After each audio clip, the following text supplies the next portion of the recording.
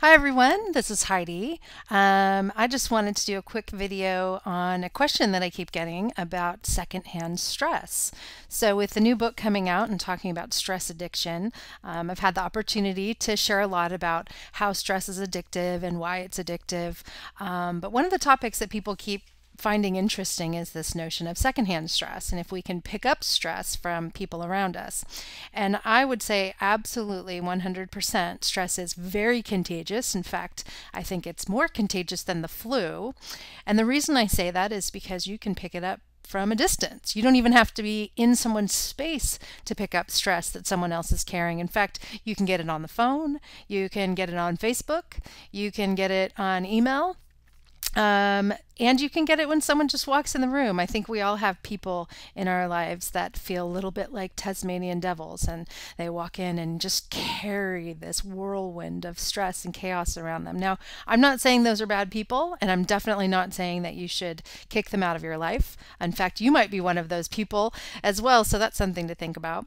But I do want to share a couple of tips or ideas with you about how to deal with secondhand stress.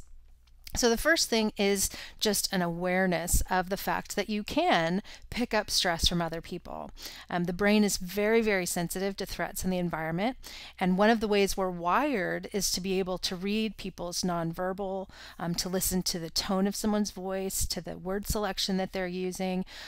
We also can have our mirror neurons in our brain fire in response to someone else's behavior, or someone else's emotion, which is pretty amazing to me. So we can feel what someone else is feeling. This is a great thing for being able to be compassionate with people, to be really in tune with how they're feeling. But it's also a little bit dangerous when we're sensing that someone is stressed, because our biological rhythms will start to mirror theirs. So things like our heartbeat will start to increase, our heart rate will start to increase, our breathing patterns will get more short and shallow, and suddenly we're experiencing the stress response physiologically just because someone else is experiencing stress. It's one of the amazing things about the human system. We don't even have to be under real stress to have a stress response. We can just imagine that something is going on, and the same things happen from a chemical perspective. So the first thing to do is to become aware and to ask yourself, is this mine? Is the stress that I'm feeling right now mine? And if not, then you go to the next question, which is, can I help? So hopefully you are a helpful person, but what can happen a lot of times is we want to help everybody else and we're really depleted. So if we don't have energy, if we don't have time, we're going to feel really stressed trying to constantly help other people with their stress. So I think it's realistic and important to take a step back and think, can I help? You know, maybe you need to take a break. Maybe going for a walk is a great idea. Maybe you don't even talk about the stress, but you help by watching a funny video on YouTube or having a conversation about something funny that happened this weekend.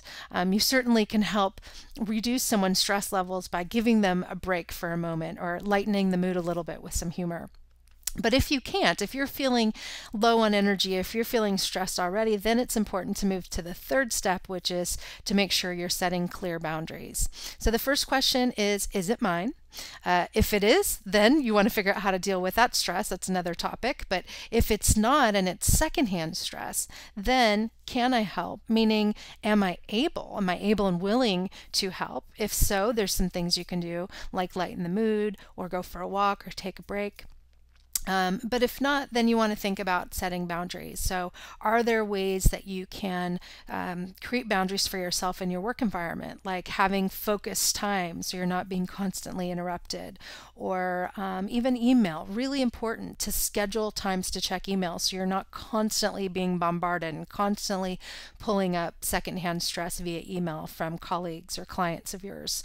By having it more focused, then you can go into it when you're ready, feeling energized, deal with the things that need to be dealt with, and then turn it off again, which ultimately creates oscillation. So for me, when it comes to stress management, whether it's secondhand stress or it's your own stress, super important to be thinking about ways you can oscillate. The stress in our life is not going anywhere, so we want to be able to build our resilience so that we can handle stress more effectively. And the way we do that is building in periods of rest where we're not dealing with stress, where we actually give ourselves a break to recharge our energy so that we can go back into the stress, ultimately having more oscillation throughout the day. You never want to flatline your way throughout the day. So don't get up and go and go and go and go. Make sure you're building in those ever critical recharge breaks for oscillation. So there are my ideas on secondhand stress. I'd love to hear your thoughts if you have any, if you're struggling with secondhand stress, as well as any suggestions or tips that you have for other people that might be dealing with secondhand stress in their lives.